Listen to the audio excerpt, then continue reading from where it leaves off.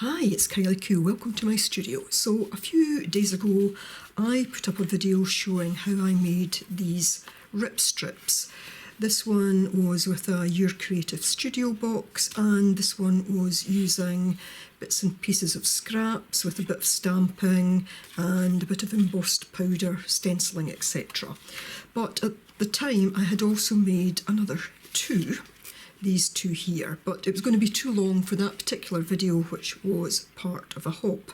But since I'd already filmed this, I thought, well, I may as well just share that for anybody that might be interested to see how these were made and to hear just a bit about the products that I'd used. So if you want to see these, stay tuned, and I'm going to show these now.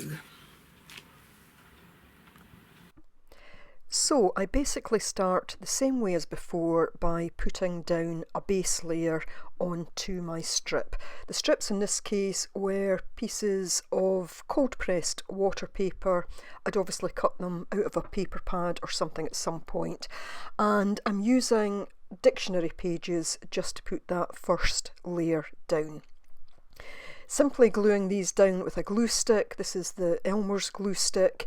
If I was putting down any heavier papers on top of these, then I would probably use something like a matte medium, certainly a different glue to the glue stick, but it seems to have worked well in this case.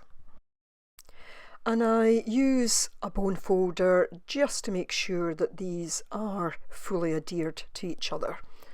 So, moving on from there, I'm using my punch now just to punch holes in the top. That's because I'm going to keep these on a ring, as I showed in the first video, though, you know, that isn't absolutely essential. But doing the hole now means that I'm not going to end up covering it up with some collage or whatever.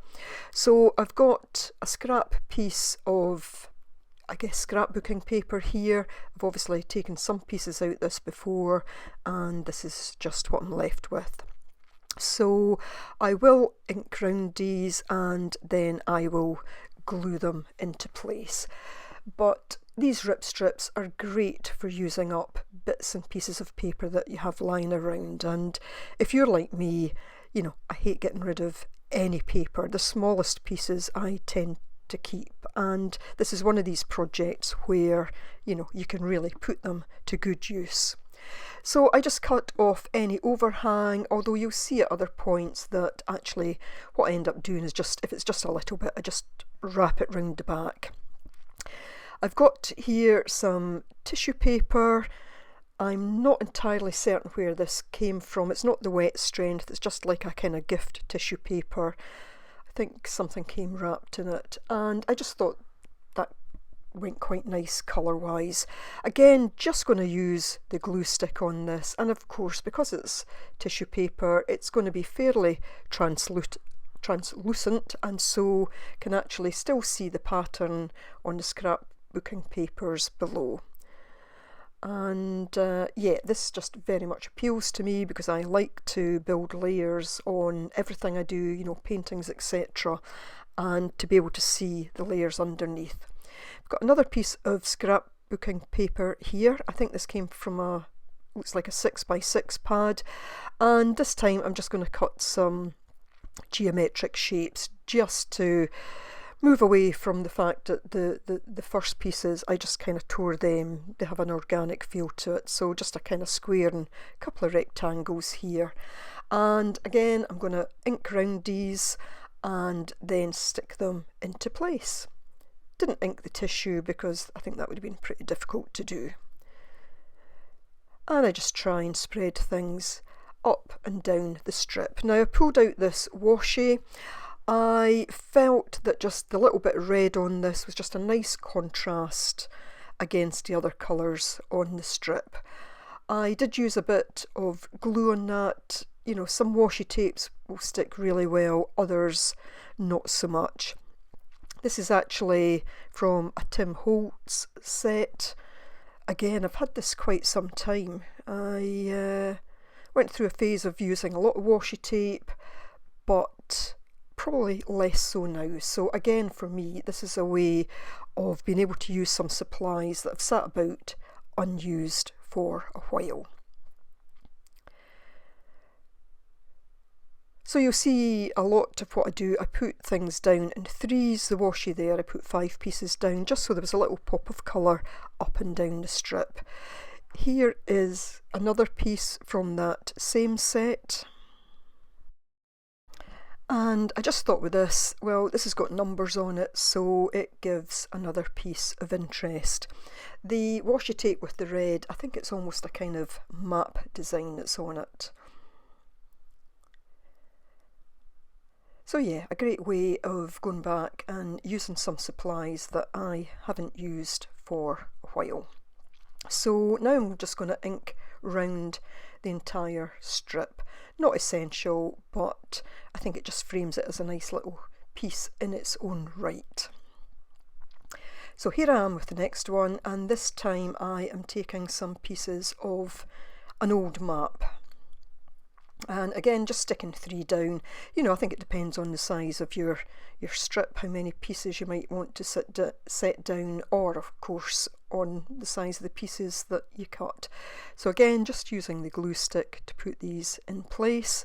I didn't ink these, but what I will do in a moment is I just take my little ink pad thing and just go over the top of it just to knock back, although these were quite old maps, you know, they are vintage, but they're still in pretty good condition in terms of they've not deteriorated in colour, but that just knocks it back a little bit. I pulled out this little tub of scraps, you know, lots of little bits and pieces there. That I think is a piece of Tim Holtz tissue. Again, I haven't used that in a long time. I think I still have some on the roll, but lots of little scraps. Looking at some words there, book page. There's some raffle tickets, or you might call them cloakroom tickets there. I don't use them in the end. But just putting the Tim Holtz tissue down. It obviously looks purple on the back because that's the colour the glue comes out, but that will turn clear. And again, because it's tissue, I can see through to the previous layers. So for me, that's a good thing.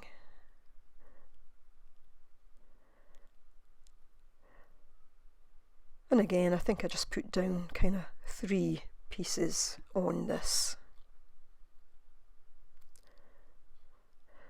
So I think this is a really fun project. I have been enjoying just seeing them sitting on the ring. I guess at some point I will probably use them in journals, but meantime I'm just quite happy to see them as they are. So now I have here a packet of, I think they're called Washi butterflies, because they are fairly translucent, but they are kind of stickers as well. So I'm just picking out 3 that I think will go with this. You'll see they come in all different colours. I can't remember, I think I maybe ordered them online. If anybody would really like to know where they came from, do let me know and I'll see if I can track it down. But I have had them for quite some time. I decide again that the background needs a little bit more colour, so I'm just using that same Tim Holtz washi tape with the little bits of red on it. The tag I did before this one, there wasn't really any focal point on that, no real focal image, but that's the sort of thing that if I was adding a piece of this into a journal, I could actually add a focal point at that time if I wanted. And of course these could act as tags, you know, could cut them down a bit, make them into tags, or could use them as journaling cards. I keep them plain on the back, but I could put a bit of colour on them. They can obviously be adjusted further when being used. So I particularly like that black and white butterfly, but really they're all nice. So that's basically it. I will ink around this one and then I'll just pop in at the end. So I said, you know, I really enjoyed making these. They're such fun. I think the 4 of these took me less than an hour. And that included stopping and starting for filming, which takes up time, you know, so you can pull these together pretty quickly and use all manner of scraps in them. I will be making a lot more of these because they're just fun and they look so good when they're on the actual ring, and that's the way that I saw Sharon from Texture Junkies do it, and Eddie from Eddie Makes Art. And again, I'll link their videos or their channels below, and of course I'll put a link to the video in which you can see me making these, just in case you didn't see them. And that was for the Art Joy of Sharing Hop with Peg Robinson. So thanks ever so much for watching. Do take care. Bye for now.